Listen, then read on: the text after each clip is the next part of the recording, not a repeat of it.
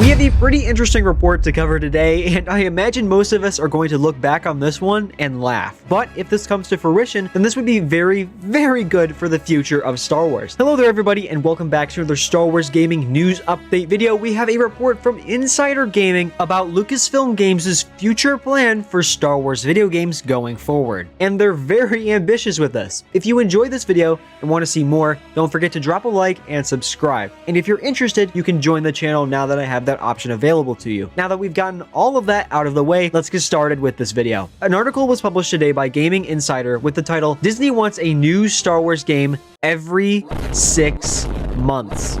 Right off the bat, this is a very bold goal to attempt, especially for Lucasfilm based off of these last 2 years with the amount of development issues they've had. Many people read the title of this article without clicking on it and immediately assumed this meant that Lucasfilm was going to release low quality, boring games that most people wouldn't be interested in, like mobile games, but that may not be the case if you read further into this beyond the title. The article continues to say, sources have suggested that the entertainment giant Disney wants a new Star Wars video game to release every 6 months. It's understood that Disney wants one major AAA title and one smaller game per physical year, which is something Lucasfilm is set to deliver on. The ramp up in video game development for Star Wars games comes after EA lost its exclusivity access to the franchise. So Lucasfilm wants one big game out there a year, which I think if they actually pull this off would be pretty great. Having 2 Star Wars games a year would be fine, but I assume one of these 2 would be a mobile game based off of this description. The unfortunate thing about this is they might have to have some lower quality or less popular AAA titles come out if they want to release more often, like Star Wars Squadrons. Squadrons wasn't a bad game, I just wasn't impressed with it personally, although I know not everyone agrees with me on that. While some people might be underwhelmed after that explanation of this article, that might not be the case. EA now doesn't have the exclusivity, meaning that dozens of studios right now could be working on a high-quality AAA Star Wars game to release in a few years. As long as Lucasfilm Games doesn't put this thought into motion too early in development and rush out a bunch of projects and greenlight a bunch of Switch games all the time, this could go easily very well. My hope is that we get some big Star Wars game every year starting in 2023 with Star Wars Jedi Survivor, but we'll see if any other studio will be able to release a game a year away from Jedi Survivor's release. So far, we know Jedi Survivor is releasing March 2023, so my guess is that Hunters will be the small game that releases in 2023, and then maybe the KOTOR remake in 2024 with Respawn's strategy game. In 2025, hopefully Amy Hennig's Star Wars game could come out with some unannounced mobile game, followed by Eclipse in 2026. We still have so many other Star Wars games in the works with so little information known about the games, so it's hard to make an accurate roadmap or prediction right now. Hopefully games like the Mandalorian game are AAA titles and don't get restricted to smaller games due to time and costs. Another downside with getting a new AAA Star Wars game every year is that it doesn't seem like they're leaving any room for live service titles. If they do plan on releasing a multiplayer live service supported Star Wars game like a Battlefront 3, then it might not go for more than a year of support since Lucasfilm Games' eyes will be looking towards the next AAA Star Wars title. I do hope that they release games on par with Battlefront and Jedi Survivor every single year, but I doubt that they'll be able to keep this consistent schedule up for a long time, especially with how Star Wars Eclipse and the KOTOR remake's production is going. So we'll see how this goes for EA. If you did enjoy this video, then please let me know by leaving a comment telling me what you thought of the news, as well as leaving a like to the video and subscribing to the channel. Subscribing will keep you up to date with more videos just like this on the channel,